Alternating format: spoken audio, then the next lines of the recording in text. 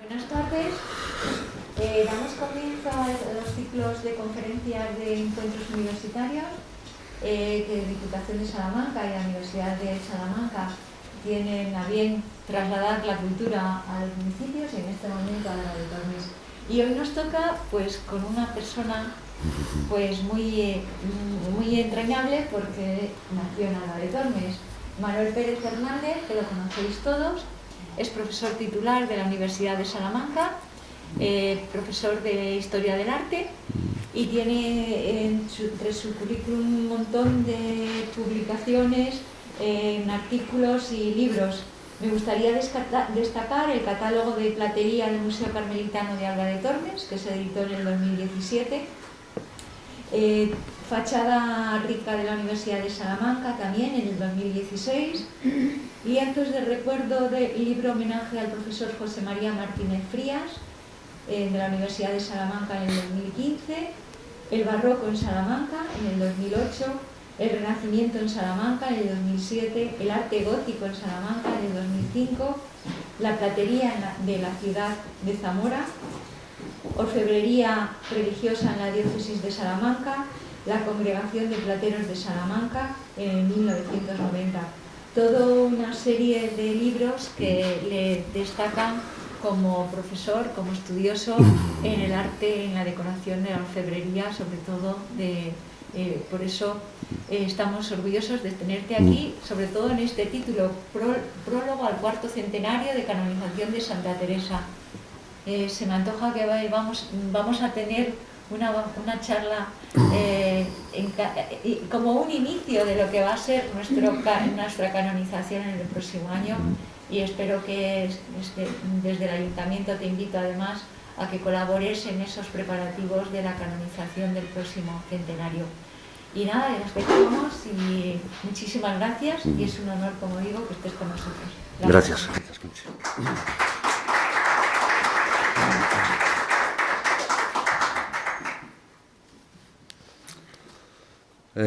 Buenas tardes, señora alcaldesa. Me van a permitir una deferencia hacia mis padres, mi mujer Alicia, señoras y señores. Es para mí un enorme placer estar esta tarde en un marco como el que nos acoge y que personalmente, pues, como pueden entender, me trae tantos recuerdos. Y gracias también por haber optado por acudir a esta actividad enmarcada, como ha dicho la señora alcaldesa, en ese programa Provincia Universitaria, un proyecto en colaboración de la Diputación de Salamanca con el Estudio Salmantino. Me van a permitir que antes de dar inicio a la charla, cuyo tema aparece en la imagen que tienen proyectada, efectivamente el título que envié fue Prólogo al cuarto centenario de la canonización de Santa Teresa, y como subtítulo, que va a ser el fundamento de mi conferencia, Iconografía teresiana y carmelitana en las piezas de platería del Museo Carmus, Museo Carmelitano de Alba de Tormes. Pero les decía que me van a permitir que antes de dar inicio a la conferencia tenga unas palabras de recuerdo para mi gran amigo, mi buen amigo y compañero José Luis Gutiérrez Robledo, que nos dejó en vísperas de la festividad de Santa Teresa del año 2019. Una persona, me dirijo a la señora alcaldesa, con la que, en mi opinión, Alba de Tormes tiene una deuda contraída. Pues fue él, junto con la comunidad de carmelitas, el alma mater de ese proyecto, convertido ya en realidad desde el año 2014, que es el Museo Carmus. Un proyecto que situó a la Villa Ducal en ese selecto grupo de localidades que tienen entre su oferta cultural un museo conventual, donde especialistas y visitantes pueden contemplar un amplio abanico de obras de arte, muchas de ellas de una excepcional calidad, que permanecen en el lugar para donde fueron realizadas.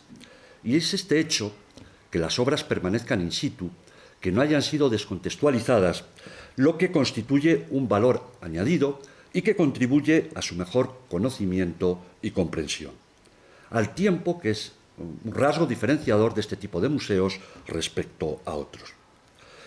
El trabajo del profesor Gutiérrez Robledo, Guti para los amigos, parte del principio de que la mejor manera de conservar el patrimonio es a través de su conocimiento y estudio, paso previo a su puesta en valor mediante, en este caso, su adecuada musealización y difusión a través de publicaciones, que es lo que va a hacer, en definitiva, que ese tipo de obras sean accesibles y conocidas por la sociedad. Lamentablemente, Guti no vio concluida la empresa que le ocupó buena parte de los últimos años de su vida, pero el resultado de su trabajo está ahí, para ser disfrutado por todos, tanto naturales de la villa como visitantes. Carmus, en fin, ha permitido a Alba de Tormes dar un salto cualitativo en su ya rica oferta cultural. Pero un museo no es solo un contenedor de obras. En torno a él se debe generar una dinámica de actividades que hagan de él algo vivo. Y para eso se hace necesaria la colaboración de todo tipo de instituciones, públicas y privadas, y la implicación de toda la sociedad. De lo contrario, el proyecto acabará muriendo. Termino este recuerdo a mi buen amigo Guti con una llamada a pensar entre todos de qué manera podemos seguir nutriendo la empresa que él puso en marcha.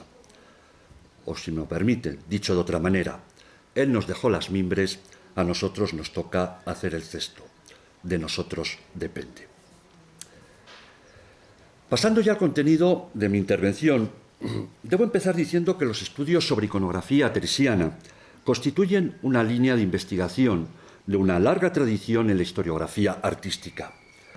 Si bien estos estudios se han centrado fundamentalmente en el campo de la pintura y en el campo de la escultura, no voy a extenderme en un largo listado de investigadores, profesores universitarios que han publicado trabajos, bien en forma de libros, conferencias, artículos sobre esta cuestión. Me voy a permitir citar solamente algunos de ellos que son figuras de referencia en la historia del arte español. El profesor Martín González y su trabajo sobre escultura de la iconografía teresiana. En el campo de la pintura, los profesores Enrique Valdivieso, de la Universidad de Sevilla, y Jesús Urrea, recientemente jubilado, también de la Universidad de Valladolid. El campo de los grabados y las estampas, que tanta contribución tuvieron para la difusión de la iconografía y la imagen de Santa Teresa, trabajos en los que podríamos destacar nombres como el de Laura Gutiérrez Rueda, por cierto, el prólogo a la reedición de lo que fue su tesis doctoral, el libro que lleva por título Gracia y Hermosura, ensayo de una iconografía teresiana. El prólogo decía de la reedición de ese libro del año 2012, creo recordar, la hace un albense, Manuel Diego. También María José Pinilla Martín, profesora de la Universidad de Valladolid, o el carmelita Juan Dobado Fernández, o el profesor de la Universidad de Córdoba, Fernando Moreno Cuadro. Son simplemente algunos de los nombres propios que han ido construyendo esta cuestión de la iconografía teresiana a través de sus investigaciones. En todo caso, les recomiendo, seguro que lo tienen y seguramente lo hayan leído, ese libro de estudios que completaba el catálogo de la exposición de las edades del hombre, que lleva por título Teresa de Jesús, que tuvo sus sedes en Alba de Tormes y Ávila. Ese libro de estudios tiene, me parece, una aproximación, un acercamiento magnífico a la cuestión sobre la que vamos a tratar. Decía que la iconografía teresiana es una cuestión largamente estudiada, largamente debatida, pero sobre todo en esos dos campos. El campo de la pintura, tres. El campo de la pintura, el campo de la escultura y el campo de las estampas. En cambio, no ha sido así en el campo de otras manifestaciones artísticas, como es las artes decorativas y más concretamente la platería. Lo que me propongo es simplemente darles un avance de un trabajo que seguramente vaya a ser mucho más amplio, que sería intentar abordar esa misma cuestión, ver cómo estos objetos son también soporte de toda esa serie de imágenes que tenemos en mente, que las conocemos porque las hemos visto reproducidas en muchas ocasiones, pero que también las vemos de una manera casi miniatura, ¿no?, en estos objetos de platería. Bien, hace tiempo que los historiadores del arte, hemos cambiado el foco de atención al abordar el estudio de este tipo de artefactos. Ya no son los aspectos formales de las obras lo que atrae nuestra atención, lo que no significa que hayamos prescindido del estudio formal de las obras. Lo único que es un tipo de aproximación necesaria, pero no suficiente. Tenemos que aproximarnos, tenemos que intentar acercarnos a estas obras de una manera mucho más polisémica, mucho más abierta, mucho más multifocal.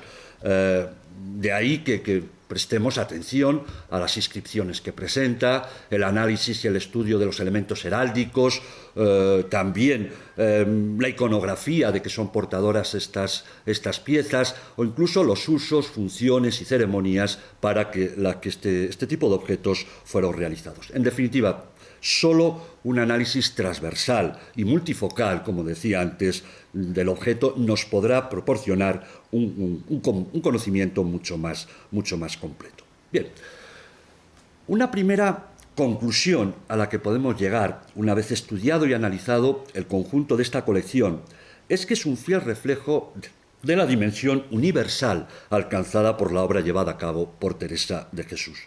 Y también podemos concluir que la octava fundación de Santa Teresa en Alba de Tormes fue tremendamente afortunada acogiendo sus restos mortales, por cuanto que acabó convertida, como todos sabemos, en un centro de peregrinación de fieles y devotos procedentes de toda la geografía universal. Esas dos circunstancias son suficientes para explicar la diversidad de procedencias de muchas de estas piezas, como queda atestiguado mediante las inscripciones que algunas portan. En otros casos ni siquiera nos hacen falta las inscripciones, pues se trata de objetos cuya técnica, incluso los materiales con los que están fabricadas, son totalmente ajenos a lo que son los trabajos de orfebrería en el mundo occidental. Precisamente la información proporcionada por las leyendas que presentan muchas de estas obras, confirmada después a través de la documentación encontrada en el riquísimo archivo conventual, nos ha permitido saber qué personas fueron los donantes, su estatus social o el momento en el que se produjeron. Del análisis del contenido de estas inscripciones podemos deducir cuestiones tales como la condición social. Les proyecto el cáliz limosnero de tiempos de Carlos II, labrado en Madrid y fechado en el año 1668, o también el copón labrado también en talleres madrileños del año 1677 y que, como consta en la inscripción, nos indica que dio este copón la duquesa de Alba, doña Guiomar de Silva, en el año 1677.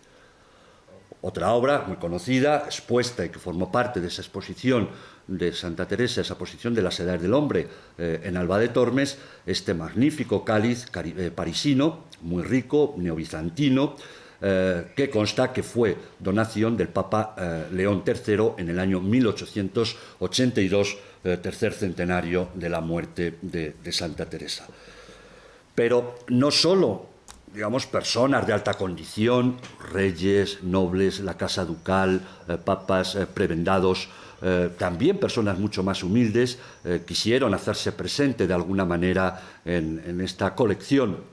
Y en el convento de Carmelitas, de las Madres Carmelitas, les traigo este cáliz labrado en Salamanca por un platero del que conocemos bastante poco y, sin embargo, muchas obras, ni siquiera conocemos su nombre, Verdiguier. También es una donación del año 1882, es decir, del mismo año que el cáliz del Papa León XIII, y en esta ocasión fueron unos peregrinos de Santiago de la Puebla que se desplazaron hasta Alba de Tormes, precisamente también con motivo de ese centenario del año 1882.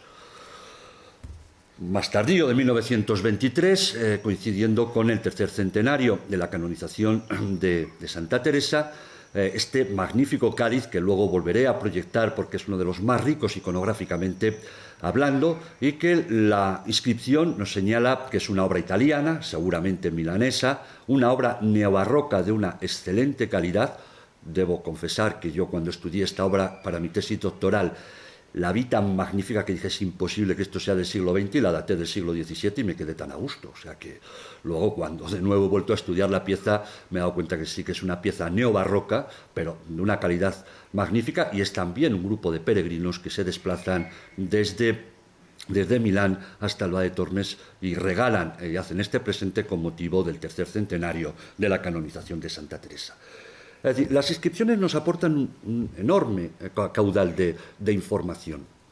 Tenemos el caso también de que otras comunidades carmelitas, en este caso del convento conocido en Sevilla, ¿no?, como las Teresas, el convento de Carmelitas de Sevilla, dona esta bandeja y en lo que es el borde, todo el perímetro, la pestaña de la bandeja nos deja dicho que el convento de Carmelitas Descalzas de Sevilla me ofrecieron a su madre Santa Teresa de Jesús. Es decir, no solamente personas de alta condición o de menor condición, sino también otras comunidades carmelitas. También, incluso, hermanas, monjas que profesaron en este mismo convento y que se hicieron presentes, se hicieron algún tipo de donación. Esta magnífica urna del año 1874, que mediante una inscripción nos informa de quién fue el platero que la labró, platero salmantino, Gabriel María Gordillo, y que es una donación de una monja que profesó aquí en Alba de Tormes, la madre Ana Teresa, y que después se trasladó a Oviedo para fundar precisamente allí el convento de Carmelitas de Oviedo. Esta pieza daría para un comentario amplísimo. Lo resumo simplemente 3 ideas. Está reproduciendo un modelo, que no sé si alguien, pues seguramente hayan entrado todos y todas en la Catedral Nueva de Salamanca. En la capilla mayor hay 2 enormes urnas, una acoge los restos mortales de San Juan de Sagún y la otra los restos de Santo Tomás de Villanueva. Bueno, la más antigua es esa de San Juan de Sagún, que es del año hacia 1696, la labran 2 plateros, Pedro Benítez y Juan de Figueroa. Un siglo después, imitando ese modelo, se hace la urna que acoge los restos mortales de Santo Tomás de Villanueva, también por otros 2 plateros, Ángel de la Iglesia y Manuel Sendín, y un siglo después ese modelo sigue vigente y lo aplica este platero Gabriel María Gordillo en esta misma obra. Lo digo para que vean la plurilecturas, ¿no?, que podemos hacer de este tipo de objetos. También interesante es una donación, en este caso, que llegó desde Argentina, desde la ciudad de Córdoba, Argentina. La dona una monja que, cuando toma los votos, adopta el nombre de Micaela de Santa Bárbara. Está retomando el nombre de una monja carmelita de Castellón, que fue la que se trasladó a Argentina para fundar el convento de Carmelitas en la ciudad de Buenos Aires. Pues bien, esta hermana, Micaela de Santa Bárbara, dona este cáliz en el año 1902. El platero lo conocemos, es Pedro Moreira Gómez, que además es su padre, fue su padre el que labró esta pieza. Bueno, la procedencia, decía, foránea de muchas piezas la podemos conocer a través de las inscripciones. Decía que en otras ocasiones no nos va a hacer falta ni siquiera una inscripción para determinar que esa pieza no se labró en España, no se labró en la península, sino que viene de otro lugar. En este caso lo confirma también esta inscripción, una magnífica custodia, además prototipo y modelo canónico, diríamos, de lo que son las custodias que se labran en el territorio de Nueva España, en la zona de México, y la inscripción nos confirma que se hizo de limosnas que solicitó Juan, un sacerdote de nombre Juan, indigno para el monasterio de Madres Carmelitas Descalzas de Alba, en México, año de 1684. Son varias las piezas de este tipo que conocemos en la península, formarían parte de eso que conocemos como el legado de los indianos. En otras ocasiones, como decía, no nos hace falta una inscripción para determinar la procedencia extranjera, la procedencia foránea de alguna obra. Es el caso de esta arqueta eucarística, dedicada para el culto a la Eucaristía, seguramente en el monumento de Jueves Santo, con motivo del rezo de las 40 horas, y que está realizada, digamos, con carey, de carey y cantoneras de plata. De estas arquetas, que se conservan también un buen número, tanto en colecciones privadas como en colecciones públicas, en conventos además, la mayoría de ellos vinculados, digamos, a la nobleza o a la realeza. En el caso de las Descalzas Reales de Madrid, en la Encarnación de Madrid, se conservan piezas de este tipo, y es lo que nos lleva también a pensar que de alguna manera esa puede ser la procedencia o la vía por la que llegaron o por la que llegó esta obra a Salamanca, más concretamente a Alba de Tormes. Una información contenida en el archivo del año 1696, un inventario del año 1696, XVI, nos proporciona una fecha antecuen, es decir, esa pieza ya estaba aquí antes de ese año, y en ese inventario se dice hay 2 cofrecitos para encerrar el Santísimo, el uno bordado, el otro de concha. Indudablemente se está refiriendo a esta pieza. De origen también hispanoamericano es este sahumador, digamos, esto se coloca, es un perfumador, se coloca sobre un brasero y que aparecen tanto en el ámbito civil como en el ámbito religioso.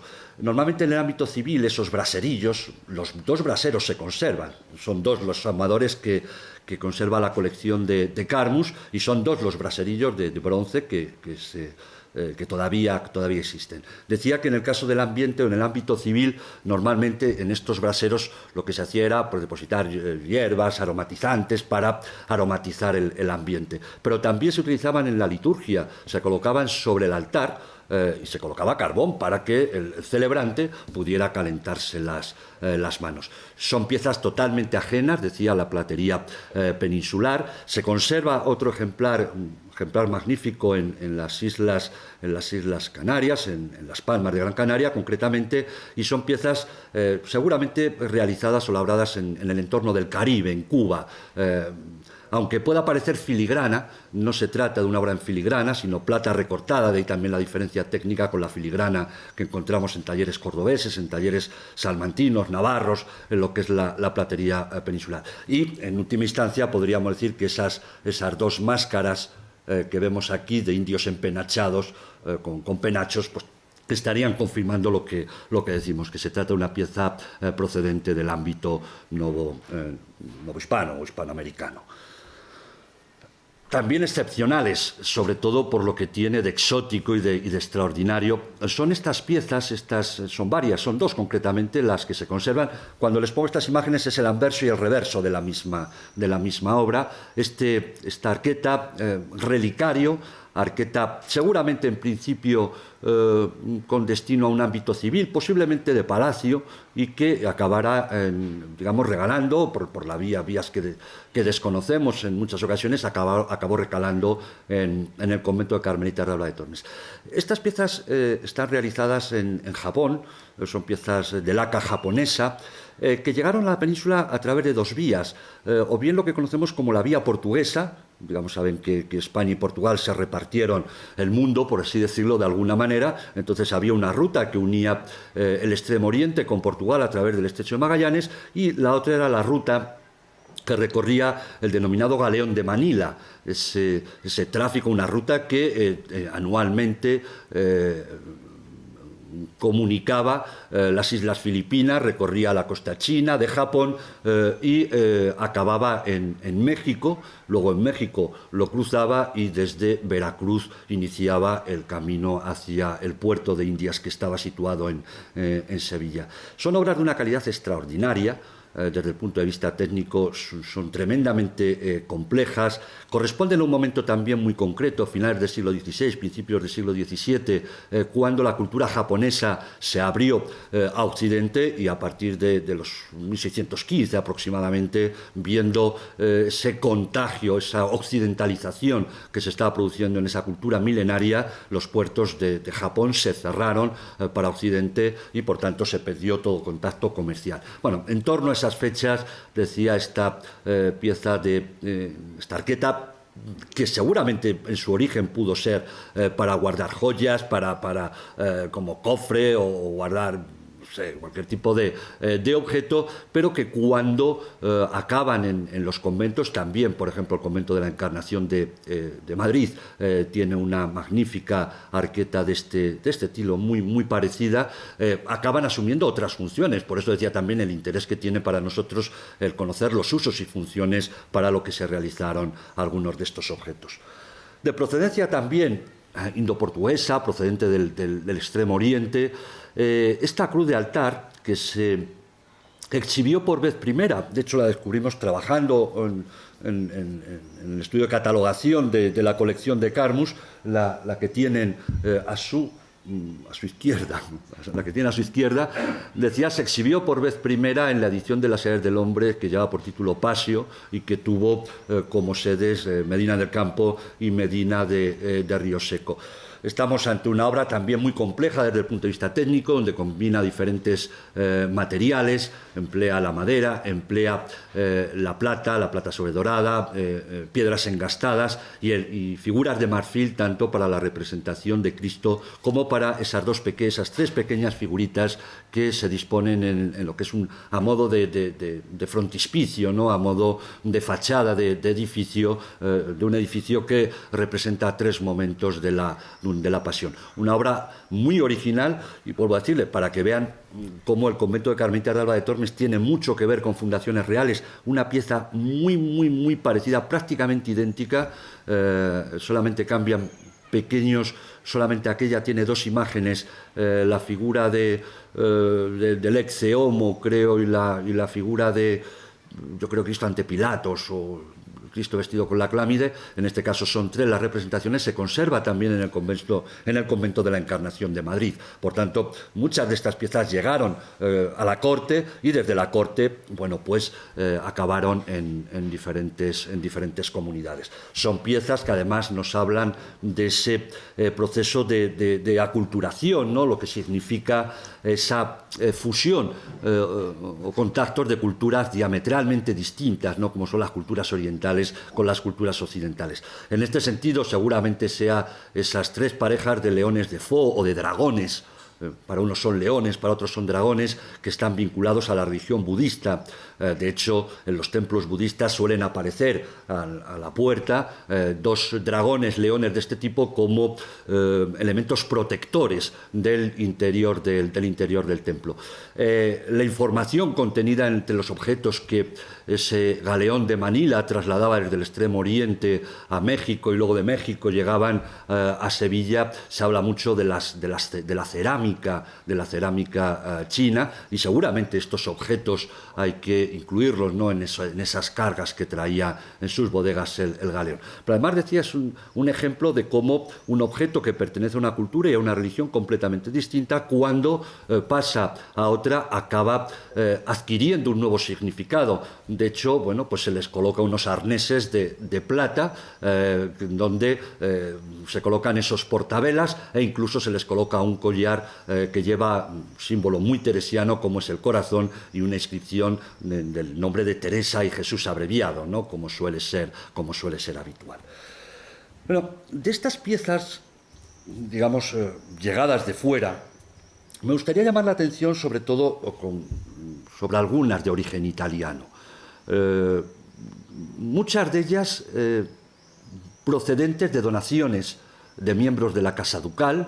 Es el caso de este expositor, ostensorio, custodia, relicario, y ahí es donde surge siempre la duda de si por esa referencia a relicarios está, como aparece en muchas documentaciones de archivo, es un sinónimo de custodia o de ostensorio, o por el contrario, se trata de un relicario, y por tanto era en el fanal, en el viril, contendría algún vestigio. En este caso, si hacemos caso a la segunda inscripción, este lignum crucis, si habría algún vestigio del santo leño, ¿no? Es algo que tampoco las fuentes documentales nos lo han aclarado.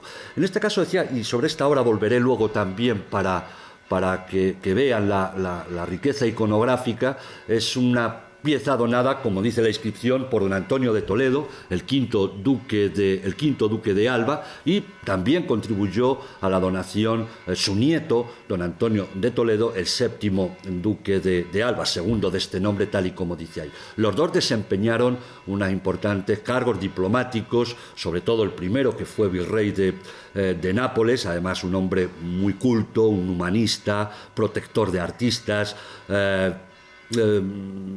entre otros, por ejemplo, a José Rivera, el españoleto, ¿no?, que ese pintor que desarrolló toda su vida en Nápoles. Él fue uno de sus protectores, llevó a cabo una reforma urbanística de la ciudad de Nápoles. Todavía se le recuerda como uno de los virreyes importantes y que transformó la imagen de la ciudad. Entonces, es un ejemplo más de esa relación entre la Casa de Alba, el convento de Carmelitas, y en última instancia estaría esa Italia de referencia para algunas de las obras. O, por ejemplo, también estas este relicario de San Alberto de Trapani o San Alberto de Sicilia. Luego volveré a hablar de él porque aparece precisamente representado en esa custodia, en ese relicario que acabo de proyectar. Es una de las figuras más importantes del Carmelo en Italia, del Carmelo en el sur de Italia. Además, era una persona muy reconocida por Santa Teresa. De hecho, Santa Teresa impulsa la traducción de la biografía de San Alberto de Trapani y, digamos, esa especie de fervor por el santo italiano, por el carmelita italiano, se traduce en la presencia de una reliquia, en un relicario muy sencillo, muy digamos, tiene grandes alardes, ¿no?, desde el punto de vista técnico, pero tiene el interés, claro, de poner en relación a dos figuras importantes, señoras del Carmelo, una en Italia, la otra en España, como son Teresa de Jesús y San Alberto de Sicilia o San Alberto de Trapani. Y también, procedente de esa zona del sur de Italia, de Sicilia, esta pieza muy original desde el punto de vista técnico, trabajada fundamentalmente en cobre y coral. Son las piezas muy características de los talleres coralenses de la zona de Trapani, de la ciudad y la región de Trapani, y concretamente este capezzali. Los capezzali son como pequeños objetos a modo de oratorio particular, devocional. Tiene este tamaño, es decir, este es expuesto, y se colocaba sobre la cabecera de la cama, ¿no? En este caso pensamos que seguramente pertenecería a alguna de las celdas o a la celda de algunas de las monjas que ahí profesaron. En el anverso, en coral, lleva la representación de San Miguel, y en el reverso, grabado, lo que lleva es la representación de San Alberto de Trapani. Bueno, hemos visto cómo las inscripciones nos aportan un volumen importante de información sobre la procedencia, los donantes y el momento en el que una determinada pieza llega al convento o pudo ser fabricada, porque no tienen por qué coincidir ambas fechas. En otras ocasiones, el destino de la obra nos viene identificado fundamentalmente por el elemento heráldico. El escudo del Carmelo, ese escudo que acaba codificándose en torno a la segunda mitad del siglo XV, para el que no hay una lectura unívoca o unitaria. Saben que es la representación del Monte Carmelo, donde se origina se supone la fundación, ¿no?, de la orden carmelita. Entonces es la representación simplificada del monte y con tres estrellas que se han interpretado. La estrella que estaría en la parte inferior, lo que sería dentro del monte, representaría el Carmelo en la tierra, el Carmelo militante, mientras que las otras dos estrellas que ya están en el cielo representaría a aquellos carmelitas que han alcanzado la gloria. Les puedo asegurar que un porcentaje altísimo de las piezas conservadas, piezas de platería conservadas en el convento y expuestas, la mayoría de ellas en el Museo Carmus, están constantemente remitiéndonos y repitiéndonos ese escudo que encontramos en diferentes formatos, con diferentes técnicas. Tiene la cetre del segundo tercio del siglo XVII. El escudo está marcado con una manera incisa, con un buril. El magnífico, casi de una manera plástica y escultórica, tallado o trabajado con la técnica del repujado, de esa cruz procesional que descubrimos por vez primera de uno de los mejores plateros españoles del siglo XVIII que trabaja en Salamanca, Manuel García Crespo. También forman parte de los remates de vara de las mayordomías, de las varas de mayordomo. La que tienen ahí es un remate de vara del año 1787. Los encontramos también en esmalte, como ese cáliz, posiblemente de origen, procedencia madrileña, de mediados del siglo XVII. Esas bandejas que se utilizaban sobre todo en ceremonias de grandes festividades para llevar los corporales. Saben que eran varios los oficiantes y por tanto se enriquecía el ajuar litúrgico. En este caso esta pieza, pues muy probablemente madrileña, en el centro, en el campo de la bandeja, vuelve a repetirnos la presencia del escudo del Carmelo, o también muy conocida ese escudo del Carmelo que aparece en el birrete labrado por los talleres de Arte Granda en el año 1923 y que la reina Cristina de Borbón colocó en la escultura de Santa Teresa, una digamos, con motivo del centenario, por supuesto, de su canonización, pero también con la designación de doctora por la Universidad de Salamanca. En otras ocasiones, digamos, esa referencia al Carmelo es mucho más sutil. Una de las piezas más valiosas y técnicamente más complejas de toda la colección de Carmus es este escaparate de procedencia italiana, seguramente, indudablemente, yo creo que también procedente de talleres trapanenses, que llevan, digamos, que utiliza, que emplea materiales muy diversos en su fabricación, su realización, la utilización de madera, cobre, nácar, marfil, corales, piedras duras.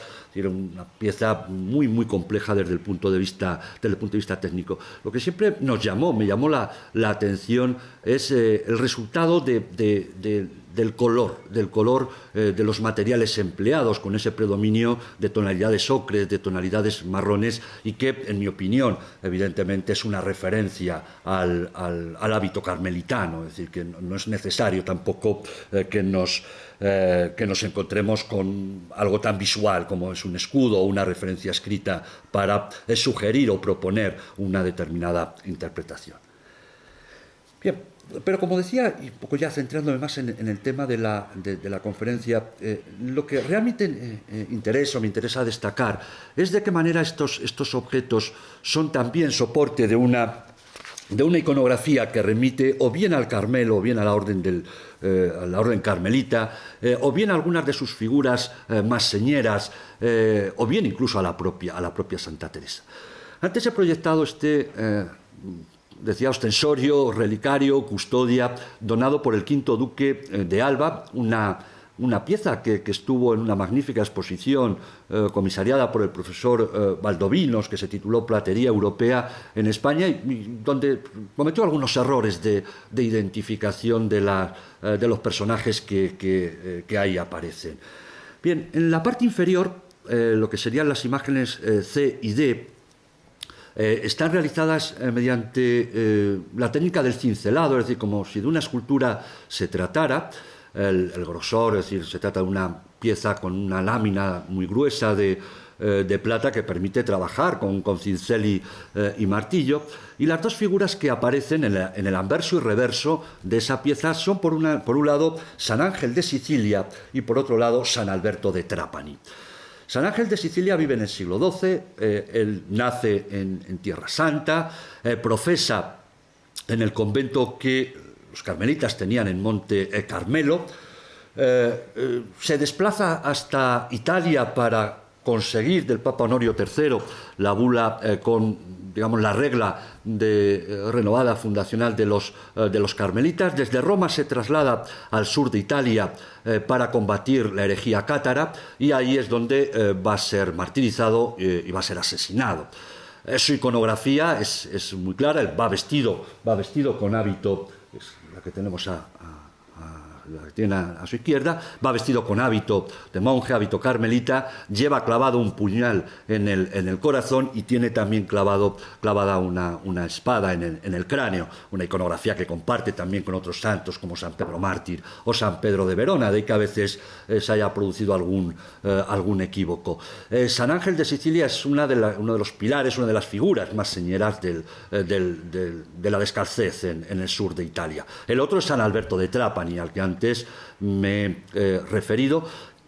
Es bastante frecuente que los dos suelan aparecer representados o pintados o esculpidos formando pareja. De hecho, en el Museo del Prado, por ejemplo, se conserva dos lienzos de Antonio de Pereda de hacia el año 1680, y uno es San Ángel de Sicilia y el otro es San Alberto de Trapani, así que no es nada excepcional. El profesor Valdovinos interpretó la figura de San Alberto de Trapani como San Juan de la Cruz, algo absolutamente, extraordinario sería, ¿no? Porque San Juan de la Cruz todavía tardará bastante tiempo en ser canonizado y, por tanto, difícil su representación. Además, iconográficamente no tenemos ninguna duda. Va vestido con hábito también carmelitano y porta esa vara de lirio. Por tanto, esa rama de lirios. Por tanto, la parte inferior de esta pieza podríamos decir que es una especie de homenaje que el duque de Alba, virrey de Nápoles, hace al territorio donde él está desarrollando su labor diplomática. Esto es bastante frecuente también.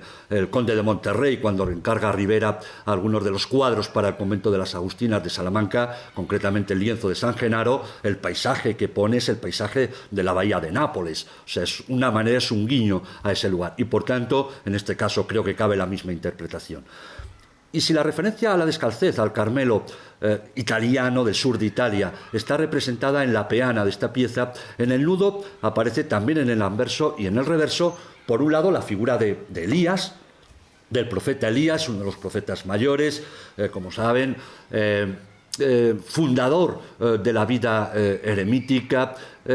Su vida sirve casi de modelo de vida también para los carmelitas y sobre todo para el Carmelo reformado, y aparece y es considerado un poco, ¿no?, como el fundador de la orden, aunque evidentemente hay que entenderlo también de una manera un tanto siquiera metafórica, porque antes es un profeta, ni siquiera es un personaje, ¿no?, del Nuevo Testamento. Y aparece representado tal y como se nos describe a Elías.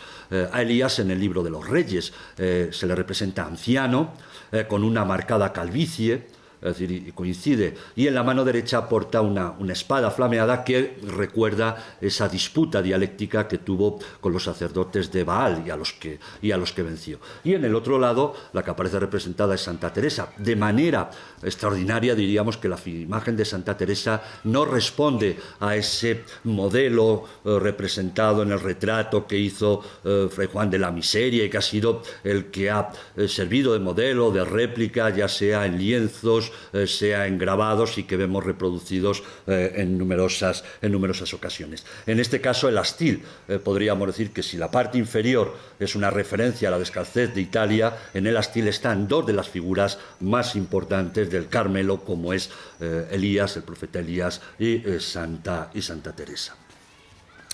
Volviendo otra vez sobre ese cáliz que había proyectado anteriormente, y vemos cómo, digamos, se enriquece el estudio, el análisis de la pieza. Esa obra donada por esos pesos peregrinos llegados de Milán a principios del siglo XX, y donde nos encontramos con un amplio programa iconográfico que se desarrolla en lo que es la subcopa de la pieza, lo que es el nudo y finalmente en la peana, ¿no? En el caso de la copa, lo que aparecen que son las imágenes que tienen... ¿Se ve bien? Yo tengo la sensación de que está un poquito desenfocada. La de arriba de la izquierda parece que sí, las demás... Vale. Entonces no es que según la estaba... Decía, en la parte superior lo que tienen son detalles de esas imágenes que aparecen en la subcopa de este cáliz, que no son otras que la representación de las virtudes cardinales, esto es, modelos de conducta para obrar según la razón iluminada por la fe cristiana. No olvidemos que en torno a de las virtudes cardinales ya nos habla, de las virtudes, perdón, sin apellido, ya nos habla Platón en el diálogo de la República, otros pensadores de la antigüedad como Cicerón, y también pensadores cristianos como el caso de Gregorio Magno o Tomás de Aquino. Tampoco es extraño, es extraordinario que nos encontremos a la representación de las virtudes cardinales junto a las tres virtudes teologales, componiendo una serie de 7 figuras que vienen a contrarrestar la representación de los 7 pecados capitales. En lo que es el nudo del cáliz nos encontramos con 4 figuras, masculinas, barbadas, adultas, que portan un libro en la mano. Se trata indudablemente de los evangelistas, son la representación de los evangelistas. Trasladando aquí lo que podríamos decir es la hermenéutica del templo cristiano, el simbolismo del templo cristiano, donde pensadores, hombres de iglesia, sobre todo en la Edad Media, explicaban para hacer legible, más legible a la gente común, el significado de un edificio, pues les hablaban de cómo las paredes o cómo las columnas o los pilares que sostienen el edificio del templo se pueden equiparar a los evangelios, que son los pilares, los muros sobre los que se levanta el edificio de la iglesia. El lugar que ocupan esas imágenes, el nudo, que es realmente lo que soporta o sobre el que apoya la copa que va a contener luego el vino, y tras la transubstanciación, la conversión en la sangre de Cristo, seguramente nos permita hacer una lectura en el mismo sentido y una justificación de por qué aparecen ahí. En la peana, muy rica también, con una gran variedad desde el punto de vista técnico, figuras en bulto, es decir, auténticas esculturas de plata labradas mediante la técnica de la fundición, relieves labrados mediante esa técnica de cincelado. Nos encontramos con 4 figuras sedentes, 4 figuras sentadas, que representan, por un lado, de nuevo a Elías y San Juan Bautista, digamos, son de nuevo modelos, un modo de vida, es modelo de referencia para el Carmelo, y en el otro lado, quienes aparecen aquí sí, San Juan de la Cruz y Santa Teresa. Por tanto, es una especie de resumen abreviado de figuras de la descalcez, de la figura del Carmelo, y sobre todo con esos 2 referentes que son Elías y San Juan Bautista. Y en esos medallones ovalados que se intercalan entre las figuras aparecen 4 representaciones. Una nos encontramos con el escudo carmelitano. En otro de esos medallones nos encontramos la representación de la Virgen con el Niño. En otros nos encontramos al patriarca José. Sabéis que Santa Teresa también fue una de las que más impulsó el culto a San José, Santa Teresa y al Carmelo, en definitiva. Y la cuarta de las representaciones, muy vinculada también a la iconografía carmelitana, es la Virgen entregando al Niño Jesús el escapulario del Carmen. Bueno, también nos vamos a encontrar con obras que nos proponen o que nos dan ese retrato, esa vera efigie o una réplica de esa vera efigie, que fue el retrato que Fray Juan de la Miseria hizo en 1576 a Santa Teresa. Este atril, que también es de origen... Bueno, yo aquí tengo alguna duda más. La técnica indudablemente sí que es una técnica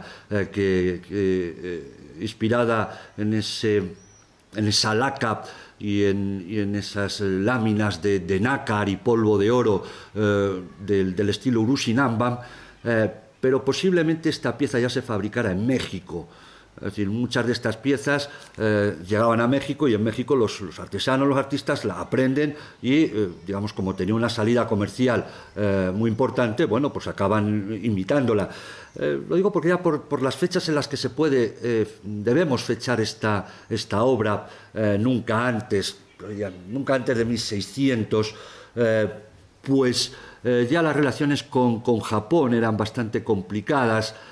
Técnicamente también es algo menos depurada, menos perfeccionista que la arqueta que proyecté anteriormente, y de ahí que, bueno, yo tengo mis dudas si esta es realmente una pieza japonesa o realmente es una pieza hecha en México siguiendo la técnica de Urushi, de tradición milenaria en Japón. Bueno, lo que me interesa de este atril sobre todo es la imagen que aparece en el centro. Lógicamente es un retrato de Santa Teresa inspirado, como decía, a veces, bueno, pues las copias son más o menos afortunadas, inspirado en ese retrato de Fray Juan de la Miseria. Y también lo vamos a encontrar, esos bustos, esos retratos de Santa Teresa, los vamos a encontrar en el reverso de esos remates de vara de mayordomos. Tienen ahí dos ejemplos, uno lo he proyectado anteriormente, el de 1786, el otro es de principios del siglo XIX, incluso otro par de remates de vara, pero de una calidad bastante inferior, ya del siglo XIX, muy avanzado. Por supuesto que también encontramos objetos realizados en metales preciosos que sirven para exorno de la imagen de Santa Teresa cuando sale en procesión. No me voy a extender mucho sobre ellas, son piezas sobradamente conocidas, las han visto procesionar infinidad de veces por las calles de Alba de Tormes, la paloma, que acompaña a Santa Teresa prácticamente desde que se define su primera iconografía, el libro y la pluma. Las dos primeras, la paloma y el libro, son obras del siglo XIX, labradas por ese platero Verdiguera que antes me referido, y venían para alajar, precisamente para decorar esa escultura que unos años antes había donado un devoto y que es la que sale en procesión. La pluma, por el contrario, es una pluma en oro, es una pluma regalada por el rey Alfonso XIII en esa fecha, 1922, con motivo de la canonización y también la designación por parte de la Universidad de Salamanca de Santa Teresa como doctora de la universidad.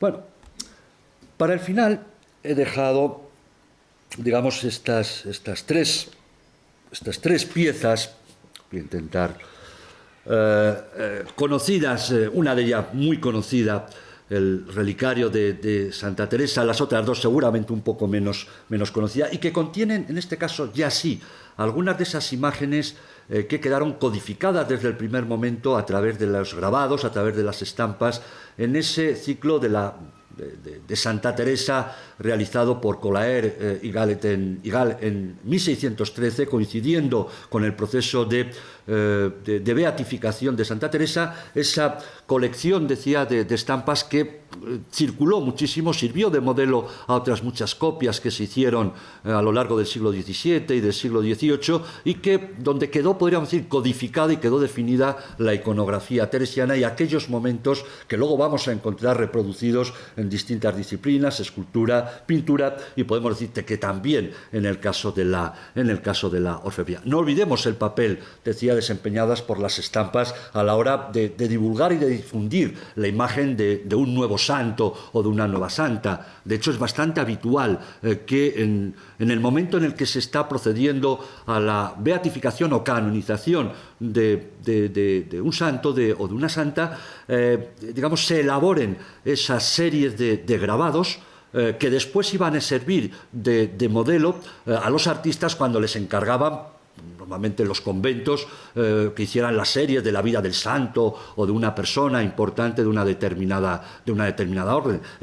Estoy recordando, por ejemplo, el caso de un pintor aragonés, Giuseppe Martínez, que está en Roma, sabemos que está en Roma en 1620, y que realiza una serie de grabados sobre la vida de San Pedro Nolasco, el fundador de la Orden de los Mercedarios, de la Merced Calzada, que va a ser canonizado en el año 1628. Pues bien, esa serie de estampas que hace Giuseppe Martínez sirvieron para que el gran público, esa es la labor del grabado, para aleccionar a los fieles y enseñarles algunos de los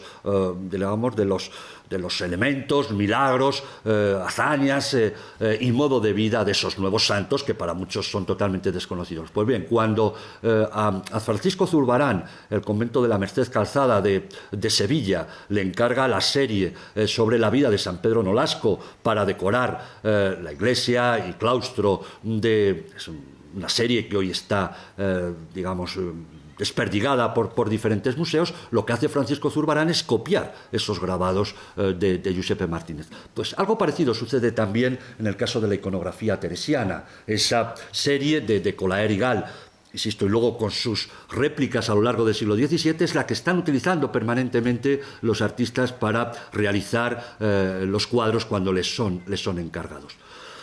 Bueno, el relicario del corazón, decía, es una de las obras seguramente más conocidas y una de las obras más excepcionales de toda la colección de Carmus. Una obra que representa perfectamente eso que Gian Lorenzo Bernini definió como el bel composto. Él hablaba del bel composto en aquellas obras muy del barroco romano, donde arquitectura, escultura y pintura formaban un todo. Es decir, no se entiende la obra de arte como esto es arquitectura, esto es escultura, esto es pintura. No, se fusionan todas las artes. El mejor ejemplo, indudablemente, es el baldaquino que el propio Bernini hace para la Basílica de San Pedro del Vaticano. Podríamos decir que esa filosofía es la que se plantea también en este relicario,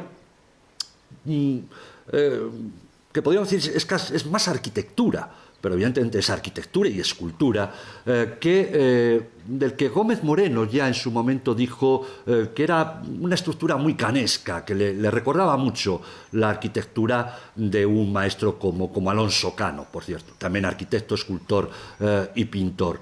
Evidentemente, don Manuel Gómez Moreno tenía un ojo privilegiado yo todavía estoy por encontrarle un error cuando atisbaba o apuntaba hacia una determinada autoría, ¿no? Se han confirmado prácticamente todas. Decía que tiene razón porque tiempo después Harold Wetey, el hispanista Harold Wetey, fue el que descubrió esos dibujos que luego publicó en una revista, en Barrington Magazine, en el año 1955, unos dibujos de Herrera Barnuevo, de Sebastián Herrera Barnuevo, que son, en definitiva, los dibujos que sirvieron de base para la realización de la obra, que son el dibujo que tienen proyectado a la derecha. Herrera Barnuevo es también un artista total, es un artista, desempeñó las labores de maestro mayor de obras reales, pero también fue pintor del rey. Es decir, era un hombre que dominaba el dibujo y que, en definitiva, podríamos decir que es un artista total, un artista multidisciplinar.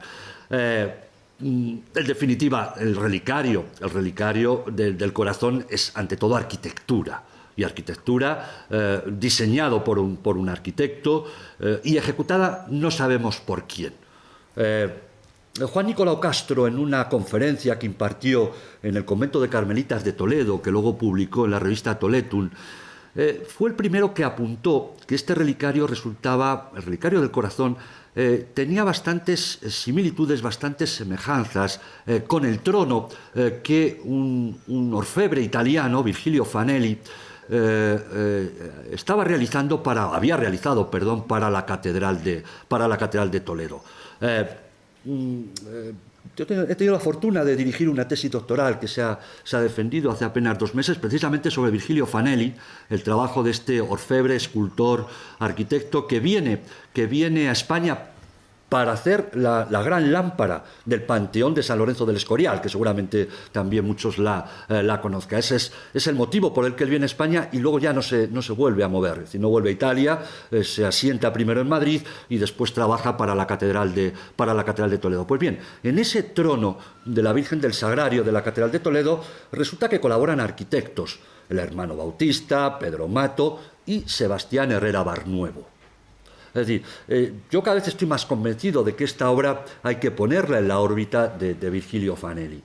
Es verdad que no tenemos un documento que lo atestigue, pero son tantas las coincidencias, el espíritu de la obra, que seguramente haya que pensar en esa autoría. Bueno, el relicario culmina con seguramente la imagen más reproducida y más repetida de la iconografía teresiana. Esa transverberación, esa visión, ¿no?, recogida en la propia vida, en el capítulo 29 de la vida de Santa Teresa, donde habla de esa visión del ángel que le iba metafóricamente a clavar una flecha en el corazón. El modelo más acabado, indudablemente, es ese éxtasis de Santa Teresa de Gian Lorenzo Bernini para la capilla Cornaro de la iglesia de Santa María de la Victoria de Roma. Pero realmente casi todas estas representaciones reproducen un esquema muy similar, muy parecido, tanto en lienzo como en escultura. La imagen de Santa Teresa casi cayéndose, extasiada, los brazos abiertos, esa mirada perdida, y el ángel con la flecha en el momento de ir a clavársela, insisto, metafóricamente. Como dato curioso, por terminar con esta pieza, en el siglo XIX Beatriz de Borbón, la madre de Carlos VII, el optante carlista, ¿no?, al trono de España, le regaló esta corona, también neobizantina, con el objeto de que fuera colocada sobre el fanal del corazón de Santa Teresa, y así debió hacerse. Esa fotografía, hecha en el establecimiento de Vicenta Gombau y de su hermano Venancio Gombau, lo certifica, que efectivamente en algún momento esa corona, la verdad es que afortunadamente no se coloca, porque no tienen prácticamente nada que ver una cosa con la otra, pero bueno, en su momento sí que se hizo. Si el culto a los santos, decía, es uno de los pilares sobre los que se asienta la espiritualidad postrentina, el otro es el culto a la Eucaristía. el culto eucarístico, ya saben, los debates, las disputas entre reformadores y la contrarreforma, bueno, pues hace que empiece a generarse toda una serie de liturgias y paraliturgias con la finalidad de, digamos, de la veneración del Santísimo. Incluso es cuando empiezan a surgir esas auténticas pirámides de plata, que son los frontales, con sus gradas. Este convento tenía uno, y algunos de aquí durante mucho tiempo vimos ese frontal con las gradas y el sagrario de plata colocado de manera permanente en la parte inferior del retablo mayor de la iglesia del convento de las Madres Carmelitas. En todo caso, esos objetos no se hacían para mantenerlos permanentemente, sino que se colocaban en determinadas festividades y después se guardaban el resto del año. De hecho, sabemos que ese juego, ese frontal y gradas, se colocaba desde la novena de San José a la novena de Santa Teresa, y el resto del tiempo se retiraba y se guardaba en clausura. Bueno, en esa exaltación, decía, en esas ceremonias, en esas paraliturgias relacionadas con el culto al Santísimo, obviamente necesitaban de objetos ad hoc, objetos nuevos para, digamos, celebrar el culto de manera decorosa. Y es así como se gestan esos llamados doseles, expositores, como el que están viendo aquí. Una obra que ella misma nos dice quién la hace Manuel Miranda. Este es un platero vallisoletano, el fundador de una saga de plateros que van a estar en activo hasta el siglo XIX, y nos dice el año en que se hace, en el año 1698, creo recordar. Bueno, pero lo que me interesa de este dosel, de este escaparate, es fundamentalmente la representación que lleva en el frente. Otra de las imágenes, diríamos, más conocidas y reconocidas de la iconografía teresiana, esa visión que tiene en el convento de la Encarnación de Ávila, cuando se le aparece esa figura de Cristo atado a la columna, llagado y dolorido, ¿no? Y surge ese conjunto iconográfico del que, por ejemplo, Gregorio Fernández hace la primera versión en escultura, precisamente para el monasterio de San José de Padres Carmelitas de Ávila. Bien, la escena está muy bien resuelta, está inspirada evidentemente en una estampa, se desarrolla en el interior de un edificio perfectamente delimitado, con la columna y la balaustrada al fondo. El enlosado del suelo permite crear esa sensación de perspectiva, y presenta las dos figuras de Cristo atado a esa columna baja, esa columna que, según la tradición, en la que se conserva en la Basílica de Santa Práxedes de Roma, y frente a él se encuentra arrodillada y en gesto de oración Santa Teresa. Bien, Santa Teresa, detrás de ella ese cortinaje de una escenografía tan teatral y tan característica del barroco, y detrás de Santa Teresa la mesa donde aparecen libros, aparece una pluma y aparece una calavera. Es decir, es una especie de vanitas abreviada, que es muy frecuente, por otro lado, en las representaciones de santos en el barroco, que destacaron fundamentalmente por la acción literaria, ¿no? Por dedicarse a la escritura. Pintores como Rivera o Zurbarán, cuando representan a Santa Teresa, es verdad que ahí está justificado, sobre todo en su dimensión de escritora, suelen hacer una composición muy parecida a esta. Aparece Santa Teresa con el libro, la pluma, detrás una mesa, y la calavera como símbolo de la vanidad, ¿no? De la vanitas. Bien, para el final he dejado la obra, podría decir también, más de una iconografía más amplia, una pieza también.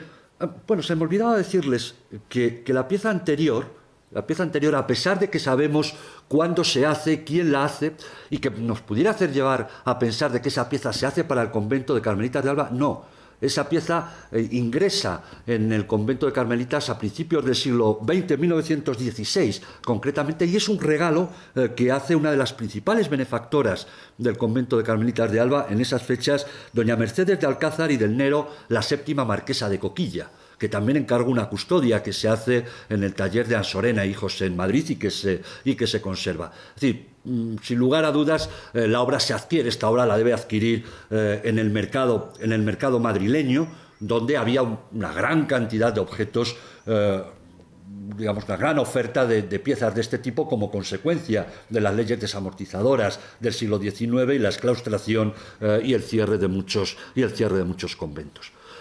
Decía que para el final he dejado esta custodia también de una magnífica calidad, a pesar de, a veces tenemos la sensación, ¿no?, de que las obras más modernas, más recientes, bueno, adolecen de falta de calidad. No es así. Es verdad que es una obra muy ecléctica, que responde a los gustos artísticos de ese momento. A mí me gusta decir que es como una especie de un palimpsesto artístico. Nos encontramos ecos de arte medieval, de barroco, todo ahí fundido en una amalgama poco, digamos, bueno, muy ecléctica en definitiva.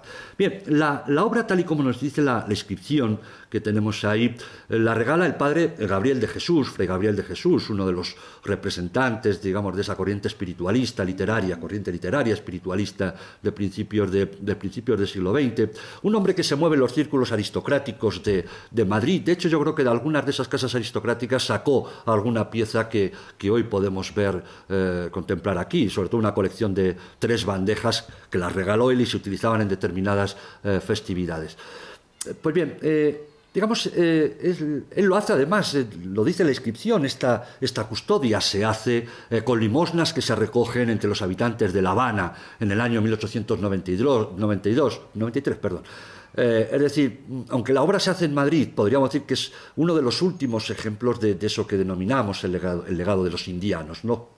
Porque en definitiva se financia con obras, digamos, con limosnas traídas de Cuba. Interesante también porque nos da y nos proporciona el nombre del orfebre que la realizó, Antonio Martínez Fraile, y buscando información, porque tampoco abunda mucho la información sobre este platero, me encuentro con una noticia de que una noticia recogida en esa revista, La Ilustración Española y Americana, en el número 29 del 8 de agosto de 1891, y me encuentro con este fotograbado. Y el texto, el artículo que acompaña al fotograbado y donde indica que la gente se paraba en el escaparate de la tienda de este joyero ensayador también de joyas, ante esta custodia que había realizado para la iglesia, para la parroquia de Caballero de Gracia en Madrid. Claro, yo cuando vi la imagen dije, pues es la misma.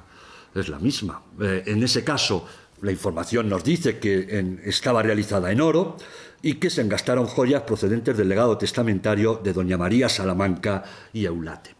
Que Fray Gabriel de Jesús conocía esa pieza, no tengo ninguna duda. No. Que incluso podía tener información a través de quien la dona, pues tampoco me suscita muchas dudas. Y que ese es el modelo que él encarga a Antonio Martínez Fraile para la custodia que le manda hacer para el convento de Alcalá de Tormes, eso es indubitable. Cambia el material, efectivamente, pero desde el punto de vista estructural es exactamente igual. Y lo que incorpora en la obra de aquí, de Alcalá de Tormes, fundamentalmente lo que incorpora es la iconografía, una serie de temas que aparecen en el nudo del astil y que contiene 4 escenas de la vida de Santa Teresa. 4 escenas que están inspiradas, digamos, son versiones, están versionando las mismas escenas que encontramos en los grabados teresianos desde el siglo XVII. En un caso está representando lo que se denominó un poco la especie de segunda conversión de Santa Teresa, esa visión que tiene también en la celebración eucarística o durante la celebración eucarística, y se le aparece Cristo y le entrega un clavo, ¿no? Un poco esa relación íntima, esa especie de matrimonio místico que se establece entre ambos. Junto a esta escena, justo por encima, en lo que sería el plano del cubo, el plano del hexaedro, aparece una inscripción que dice: mira este clavo que es señal que serás mi esposa desde hoy. Una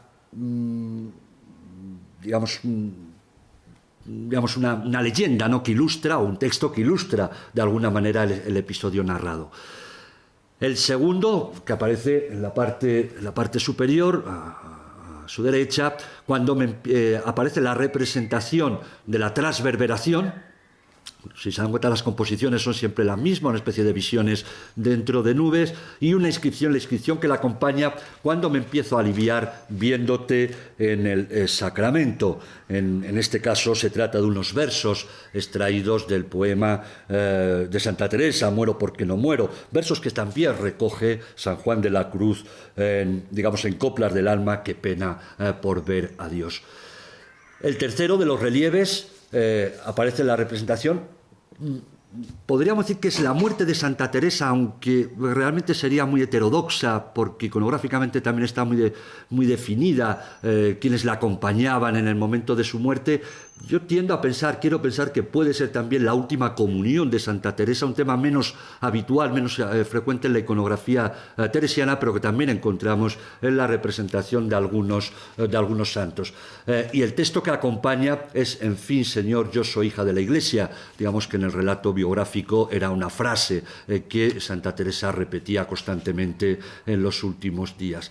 Y la última de las imágenes, el último de los relieves representados, es esa aparición que se produce en finales del 27 de febrero, creo recordar, de 1893, esa aparición de Santa Teresa, ya había fallecido, al padre Gracián, comunicándole lo que le tenía o lo que tenía que decir a esas monjas carmelitas de Sevilla que iba a visitar. Y entre otras cosas aparece eso: nosotros los del cielo y vosotros los de la tierra. El texto sigue: los de la tierra, seamos una cosa en pureza y amor, nosotros gozando y vosotros padeciendo, y lo que nosotros hacemos acá con la esencia divina, haced allá vosotros con el Santísimo Sacramento, y di esto a mis hijas. Es, en definitiva, el mejor exponente, el mejor ejemplo. Yo espero que en el futuro seguir estudiando, analizando estos objetos, estas colecciones de platería que se conservan en conventos carmelitanos. Créanme que no es una empresa fácil, porque estoy seguro que podremos encontrarnos con sorpresas, y sobre todo podremos ver cómo la iconografía teresiana no es algo exclusivo de técnicas como la pintura o la escultura, sino que también llegó a otras manifestaciones artísticas. Muchísimas gracias. Si tienen alguna pregunta, espero que haya sido de su interés. Muchas gracias.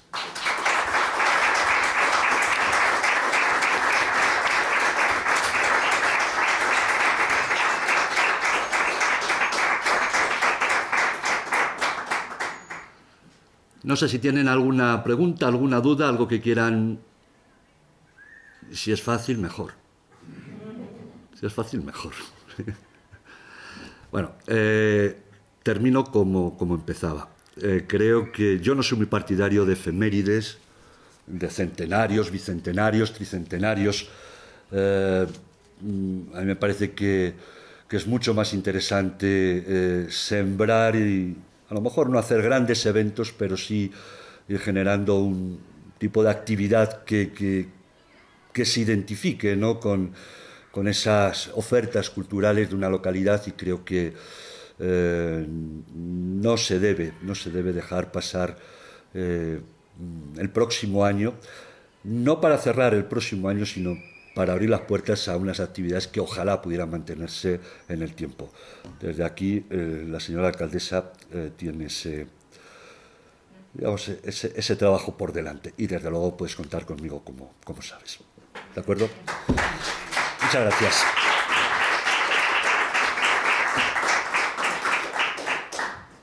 Te agradecemos tu ofrecimiento en nombre de Alba.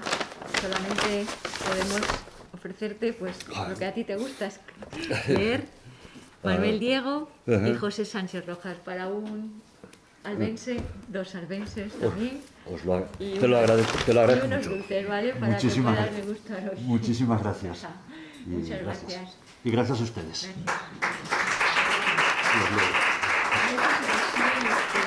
No, Manuel Diego tengo cosas. Sí. No, pues no. No, porque temas a veces la verdad que estoy un poco huérfano.